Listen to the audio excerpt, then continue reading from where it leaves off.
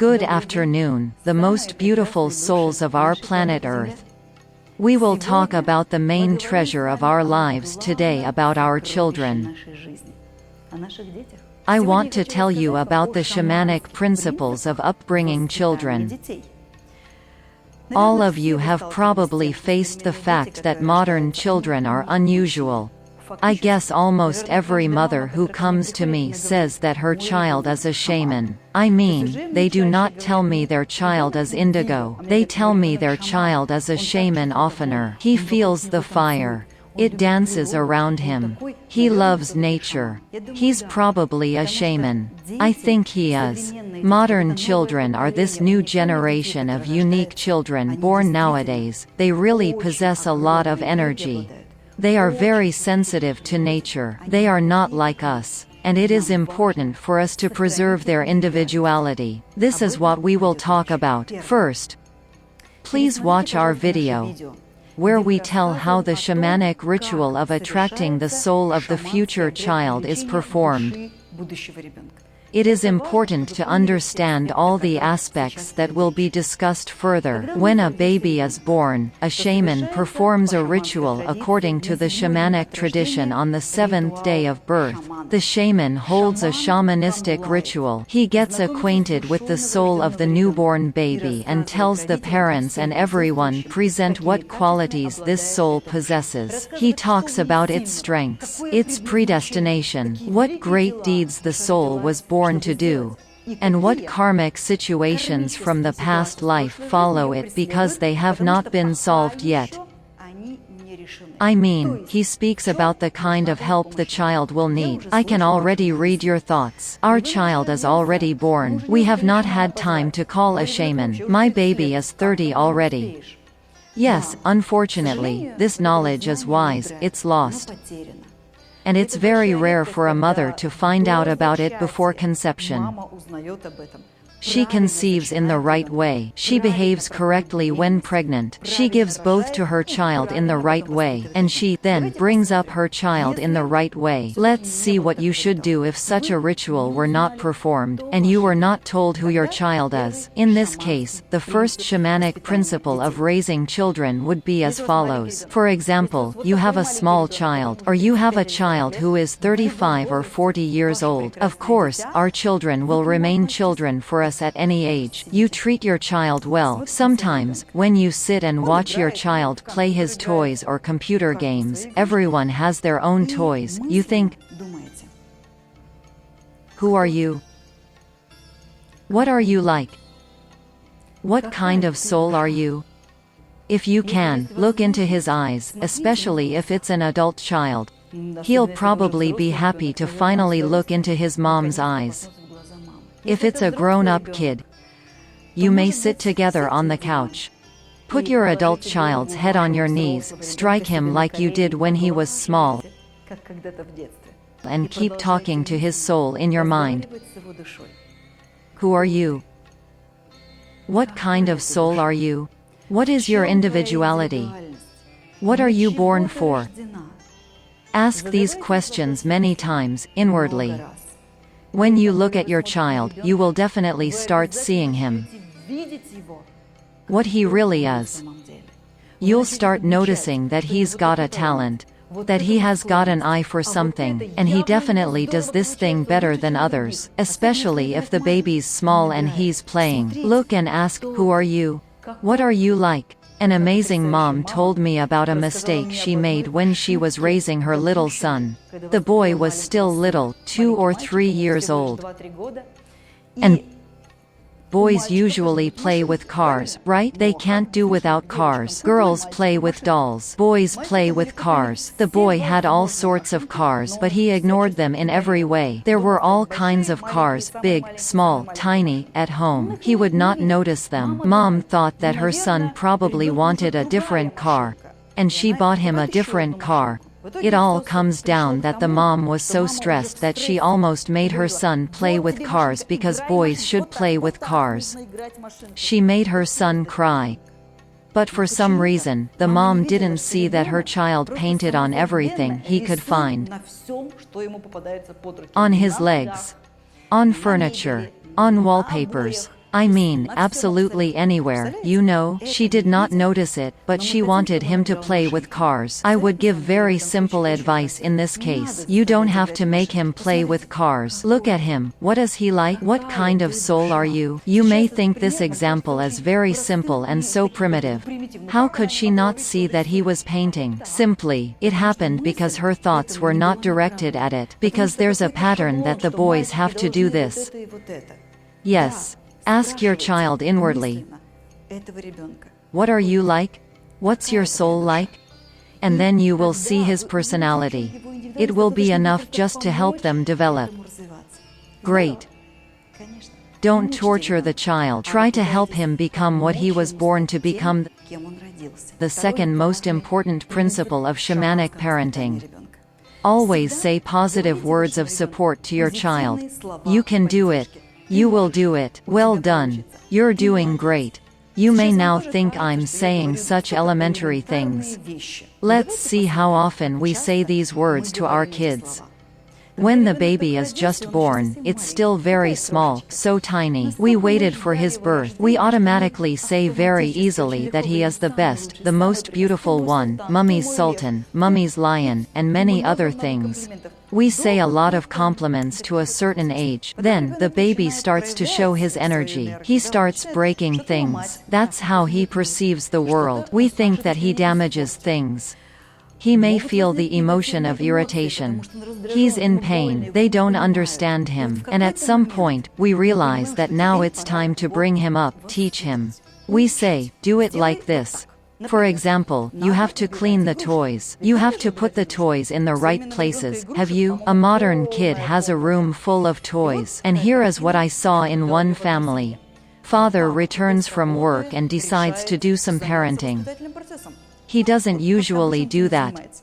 He comes into the kid's room and tells his daughter, let's put the toys in order. Putting toys as order is very important, you know? I know, of course, it's great to put things in order with daddy. They took a big box. They put all the toys in it. Will you do it every day? Of course, I will. Are you sure you will put toys in order every day? Sure. The toys are put in order. The child's happy. He goes to bed. Wow. Dad's leaving the room thinking what now? The toys will be in order every day. Mom couldn't bring up our child. I could. That's it.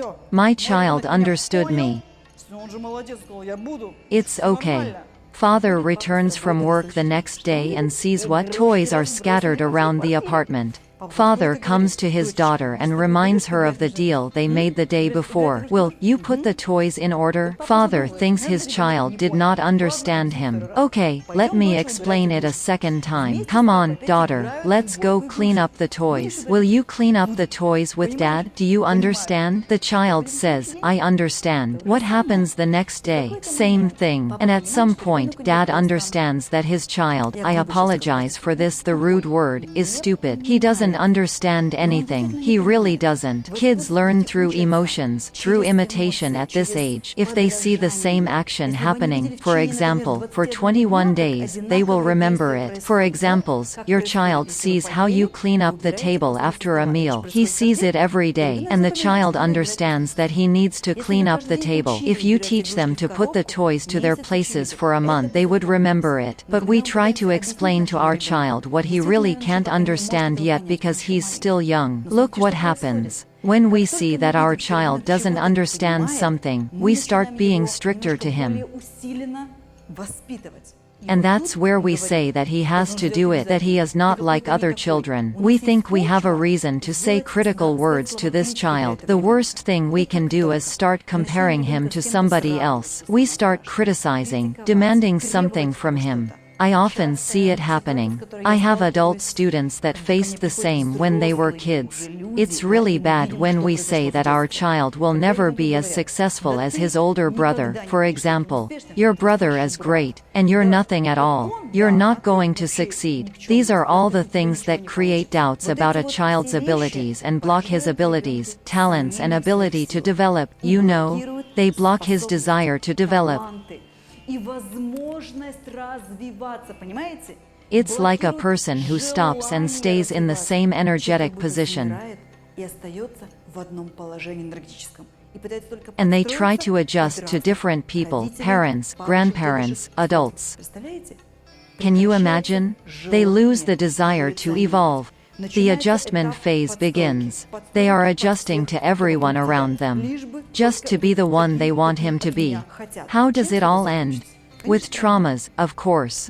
Naturally. So, a little kid runs around your house, knocks against a stool or a chair that stands in his way and falls. The stool, of course, falls with the roar. Something was standing on it.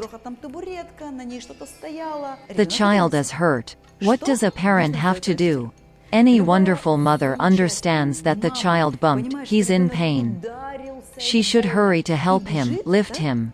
I mean, she should warm him up, kiss him. Well, of course, he's in pain.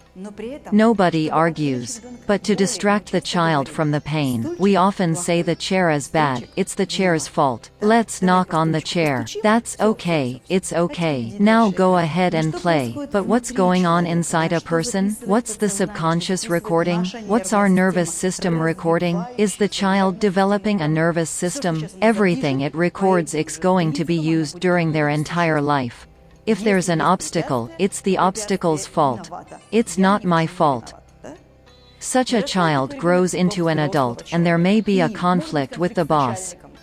Boss requires something, and he just has not yet understood, has not learned a new program, new certification. He did not have time to do some things. And the boss says he will fire him. Or he will fine him if he does not fix everything. How will such person react? Like a kid who's knocked against the chair. He will say the boss is bad, the president is bad, the city mayor is bad, these things are bad, and this person is bad, it's their fault that everything is bad. I mean, we start blaming someone else. We don't want to develop, and this process is formed in childhood. So, when the baby knocked against the chair, what did the mother have to do? Stay where she was. Stay and not move. What will happen to the child? He fell down. He's in pain. He gets up and watches. No reaction. And he doesn't know how to react because he doesn't really know how to react. And she should say, get up. Put the chair up. Put it where he was standing. Go on where you were running. You're good. You're strong. You can do this. Do you know? And then the baby gets up. There's no point in crying. He doesn't know what to cry about. He gets up, puts the chair up and moves on even if he scratched his knees. Even if it hurts. I liked an episode of a movie called Ray. It's about Ray Charles, a famous jazz musician. He could see when he was little, but he caught an infection and lost his eyesight. Unfortunately, he was gradually becoming blind. His family was very poor. His mother knew the child would go blind, and no one would care about him. All this happened in the days when there was still an era of the humiliation of black people. We all know the story that happened in America, and so the mother understands that the child has to live with it somehow. She will stay with him forever. And there was a very touching episode in this film. The child got blind. He was running in the house blind when he suddenly knocked against something and fell. He fell on his stomach and even slid on it a little. He was already blind. He started crying. He called his mother, but there was no answer. Mom's not around. And that's when he realized he was alone, and he could not see anything. He finally started to listen. And he heard the sounds of a wagon outside. There's still some noise on this side. He heard the kettle boiling on the stove. They have a small house that has one room. And then lying on the floor, he asked his mom why she was crying. And the camera turns, and we can see that his mother was in the room. She was standing by the stove. She's got a kitchen towel in her hand. She took it in her mouth. She squeezed it with her teeth. There were only tears rolling down, so she won't make a single sound. Do you understand? She did it not to rush and help her son that moment. Do you know why? Because if he doesn't learn to stand up now, to determine where things are, when he's already blind, how will he live in a complicated world? As a result, the child has learned to be independent. And being an adult man blind for a long time, he went to the big city. He found a job as a musician. He became the founder of a new music genre. He became very famous. And that's not all. That's what his mother brought him up to know. That's the power of his reaction. He showed further in a very important historical event. He was invited to perform in one of the states of America, where there was still the oppression of the black population. And he went there. I mean, he was a high-paid artist already. And when he found out that there was no room for black people in that concert hall, he refused to perform. He was told he'd have huge fines. He said it's okay. And he said he would refuse to perform if there is no mixed audience, if black people do not have the same rights to attend this concert. And in fact, he refused to perform and suffered very high fines. But it's from this action that the system of inequality between people of different colors was finally destroyed. Can you imagine? A revolution. But for a child to make this revolution, something very important was done by his mother when he was little.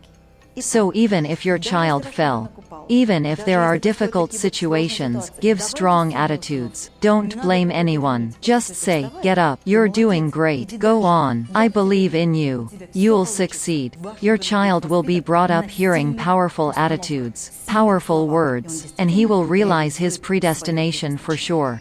Now, the next principle of shamanic education. It's a discipline. It's really simple. How does it usually happen? When there is no discipline or sense of will, how can a child be a willful person if he's still young?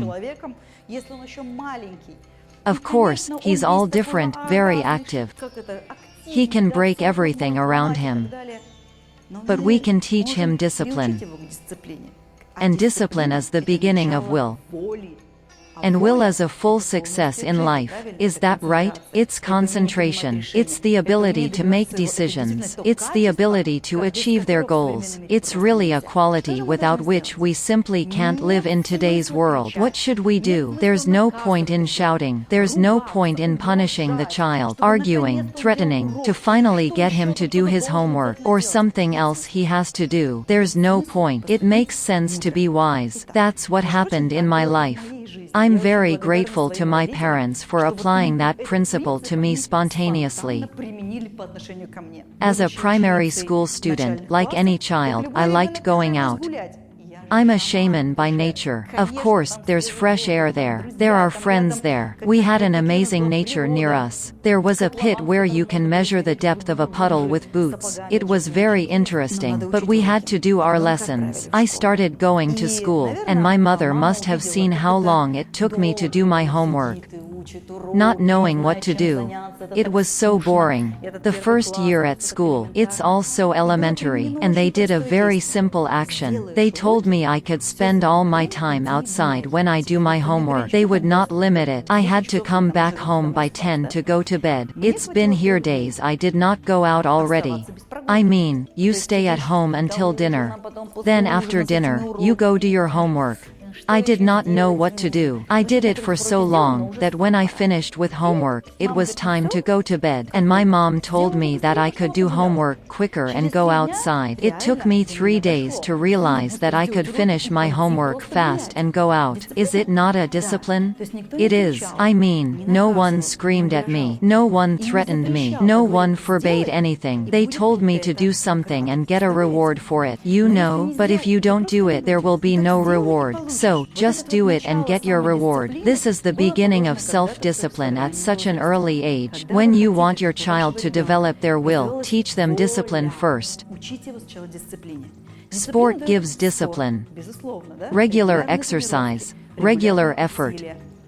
Discipline is taught by parents. They tell you to do something and get something as a reward, a candy, for example, or an hour of watching TV or playing computer games. If you don't do it first, there will be no reward. Don't yell. If the child did not do something you asked, they would not go outside, or they will not play computer games. They will not get candy. The kid is going to figure it out real quick, because something he wants is a strong motivation for him, and it's like he's doing it for motivation. motivation, but the nervous system gets used to this principle of discipline, and when your child grows up, he'll already have internal discipline. Isn't it great? Of course, it is. So teach your child discipline.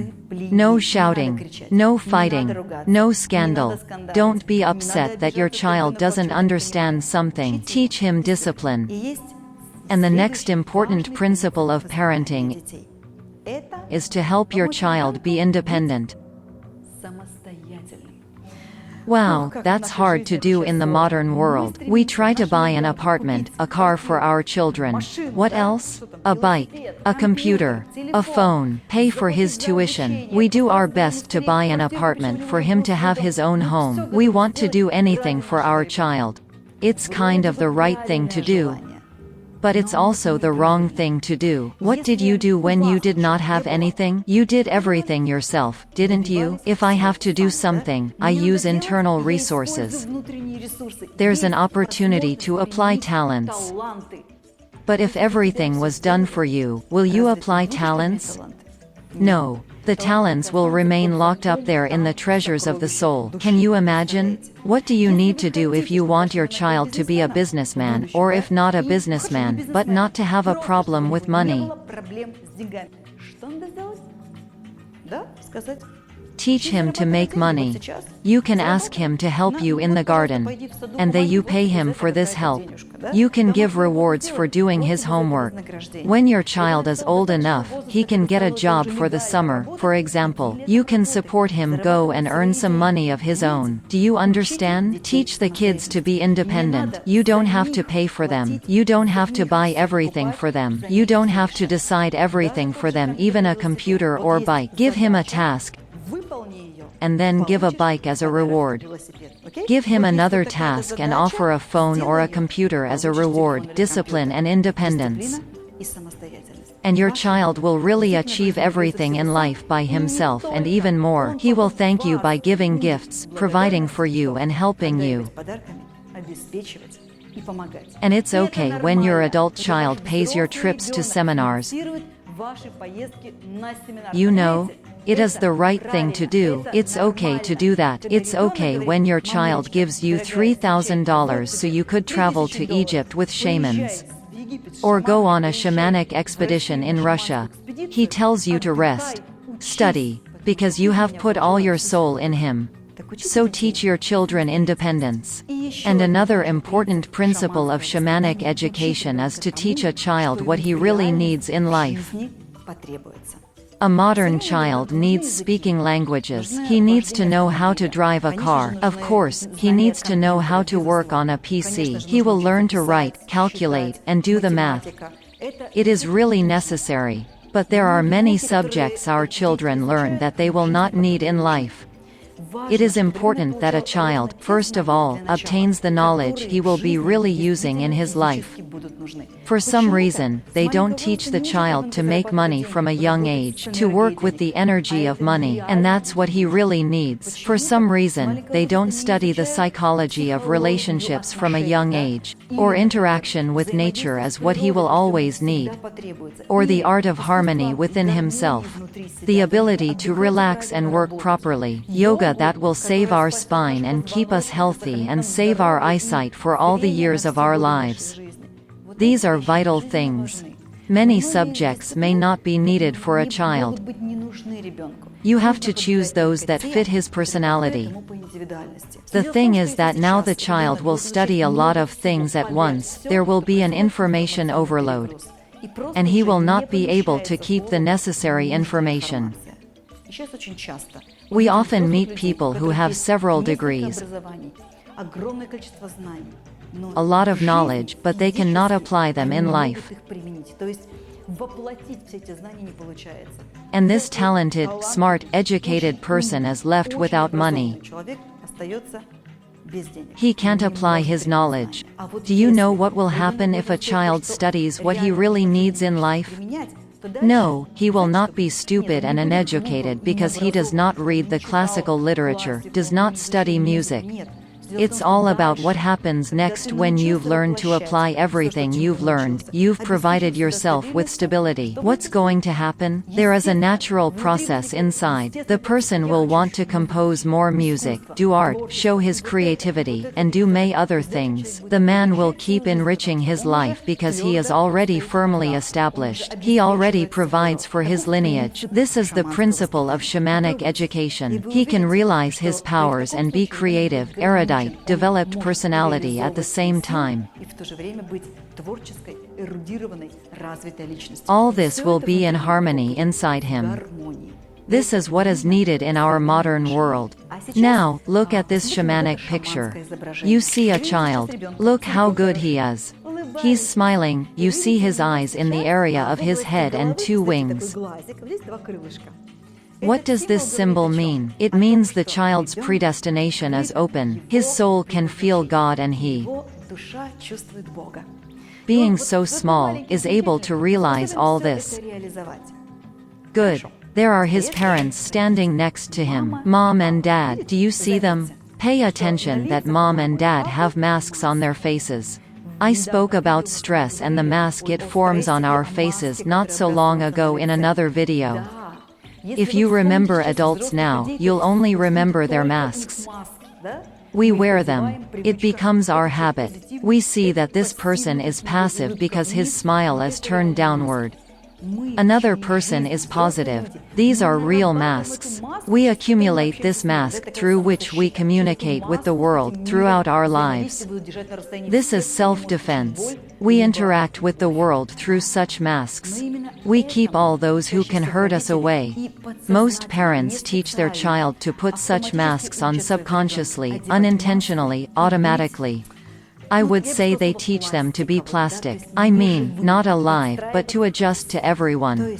To block the individuality and to be the one who is comfortable with this world. This is what is shown in this picture. Mom and Dad hold the mask in their hands, and they lean towards the child and suggest trying on this mask. When does this process happen? When we tell our child that he cannot do something, that he will not succeed, that he has to be just like everyone else. When we say, the neighbor's kid is a better school graduate, and you can't do that, and this kid here, he's so great, he obeys his parents, and you don't. There is a wrong process in all these situations. We don't understand that, and we put this mask on the kid, this mask of an inanimate person, a plastic mask. We teach the kid to perceive the world not alive, gladly, happily, but through this mask. I mean, it's like we're raising a robot instead of bringing up a living person. Try not to put this mask on your child. Let him first develop his talent, and then he will adjust to the right rules and choose the right line of behavior in these rules. Some rules should be followed, some really not. They are really unnecessary if the person is conscious and wise. We will talk about other images in this picture in more detail in our shamanic school. There are depicted many important elements. They are more complicated, and I will explain them to you when you come for a Siberian shamanism class to the shamanic school. There is another important aspect I have to address. In the modern world, a woman's first sexual partner is usually not her husband and is not the father of her children. It often happens that our first sexual experience is an accident. It is an unsuccessful experiment. Sometimes it is an experiment when both are drunk. In a word, it is not like it was in antiquity, but the problem is that the first sexual partner leaves the deepest karmic trace in the woman's womb. And this karmic seal, the genetic information of the first sexual partner, affects all children who will be born in 10 years. In 20 years, they have a different biological father. But the first sexual partner, especially if it was an unsuccessful experience, affects all the children born. And so it turns out that your child was born in love, from your beloved husband. You have been preparing for this hard, trying, followed all sorts of shamanic advice, so that the child was born spiritually, physically and emotionally healthy and talented, and he is born. But you notice some strange traits in him. It's not in your or your husband's lineage. When people come to me with this question, we start to explore this woman's first sexual partner. Do you know how scary that is? When a mother comes, ahead of a happy family, wealthy, well-off, healthy, with beautiful children, and one of the kids who is 6, for some reason, watches scenes of sexual, bloody violence against a woman on his phone under his blanket at night. From where? How can a child want to see that? Where did it come from? And the reason turned out to be in the first sexual experience of this woman. It turned out that this man was so rude, so non-harmonious and complicated that he later had the most severe mental disorders. And the child inherited these karmic structures, this karmic information. And it naturally manifested in the child at some point. Karma inherited from mother's first sexual partner may manifest at birth, at the age of 6, maybe at the age of 25 or even. It has developed and came out in some situation. What should you do, dear, wonderful parents? Is that how we leave it? Of course not. First, send a picture of your child and describe your problem so the shaman can give you advice.